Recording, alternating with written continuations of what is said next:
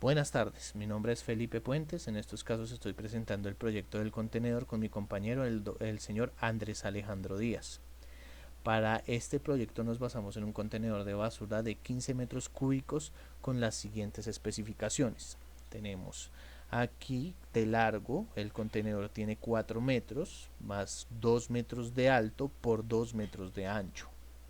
En estos casos tuvimos en cuenta las suposiciones dadas por el ejercicio con los precios y debemos tener en cuenta que todo esto se maneja en metros cuadrados, por lo tanto tenemos que hacer una conversión según las especificaciones que tenga el contenedor. Y pues tener también en cuenta la mano de obra y la soldadura. Para este procedimiento, lo primero que hicimos fue basarnos en un prisma rectangular, en estos casos acostado sobre las caras rectangulares. Aquí podemos visualizar la tapa frontal y la tapa trasera, que serían dos cuadrados de 2 metros por 2 metros cada uno. En estos casos estos se encuentran en posición de X y Y, debido a que están de ancho por alto. En estos casos igualmente, y pues hicimos la conversión al multiplicarlos para que nos dieran los 4 metros cuadrados y poder hacer la multiplicación por los 1.27 dólares por metro cuadrado y con el fin de conseguir el valor exacto que costaría cada placa. Igualmente repetimos este procedimiento con los lados que se encuentran también en X y Y, ya que se encuentran de pie o parados, y también las bases y la placa superior. Estas, como no tienen una medida en Y o su medida en Y 0, en estos casos solamente se basarían en el eje X. Finalmente tenemos las tapas, que son las tapas para la compresión. En estos casos, como no contaba o no tenía relevancia la longitud de cada placa, ya que cada placa valdría 50 dólares sin importar la longitud, en estos casos pues las colocamos aquí.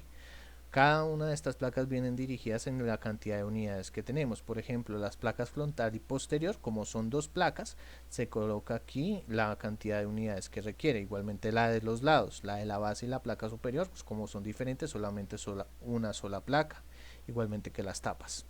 Aquí podemos ver ya resumido, pues ya cuando hicimos las operaciones matemáticas para el valor en dólares de cada una de las placas.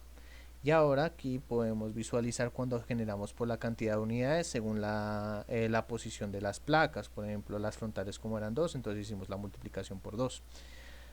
Al hacer esto lo que hacemos también es generar o buscar una agrupación de términos para determinar ya la ecuación inicial. Sin embargo, aquí debemos tener en cuenta que la ecuación inicial debe estar en X, y pues en estos momentos tenemos valores que se encuentran en XY. Por ello debemos despejar Y. Para eso utilizamos la ecuación de volumen, que es ancho por alto por largo, y esto nos da un valor de 16XY. Esto lo igualamos a la cantidad de metros cúbicos, que son los 15 metros cúbicos, y de aquí podemos generar el despeje de Y, que nos daría este valor, 15 sobre 16x al cuadrado.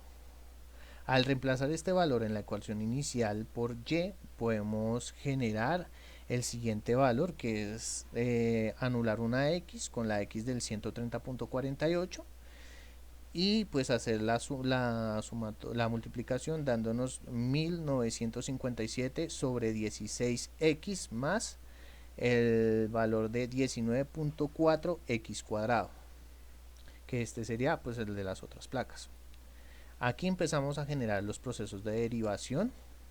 Como podemos visualizar, la primera derivada nos da menos 1957 sobre 16x cuadrado más 38.8x.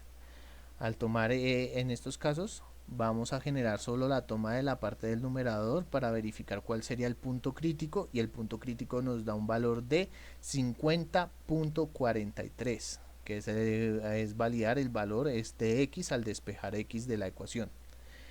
En estos casos, ya con este punto crítico sabemos o tenemos certeza de dónde se encuentra el punto en el plano cartesiano para el valor, pero no tenemos en cuenta si es un punto silla, si es un punto máximo o un punto mínimo o un valor mínimo. Entonces, en estos casos, para validar esto, utilizamos la segunda derivada.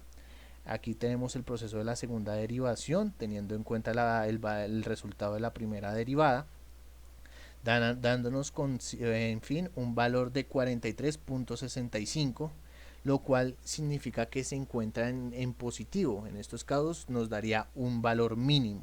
En estos casos, teniendo en cuenta esta información, reemplazamos el valor de 50.43, que es el valor del punto crítico, en la ecuación inicial, y esto nos dará el valor mínimo para la creación de las placas para el contenedor. Esto es un total de $49.546, sin tener en cuenta la información de la soldadura. Para la soldadura lo que hacemos es generar un perímetro, o pues validar el perímetro total del prisma. En estos casos, al validarlo, nos da un valor de $6 por los 24 metros, que sería el perímetro del prisma. En estos casos hacemos la sumatoria y nos daría un valor total de $49.552 dólares. En estos casos,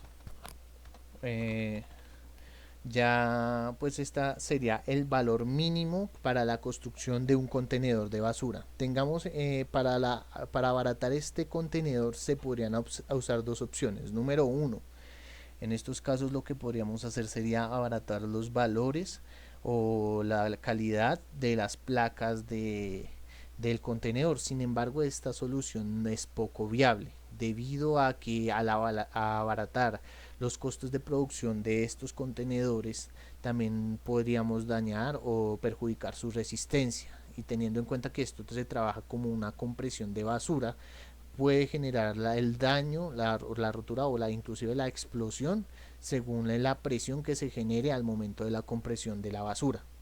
Igualmente, otra opción que sería un poco más viable sería generar o quitar una de las tapas y reemplazarla por una placa parecida a la placa de metal de la base. Esto con el fin de generar un soporte resistente, un poco menos resistente, pero resistente, y solamente dejar una de las placas para que genere la compresión. Al hacer esto, lo que generaríamos o lo que haríamos sería la disminución del valor del contenedor en más o menos $50, sin tener en cuenta la información de la soldadura y mano de obra. Muchas gracias.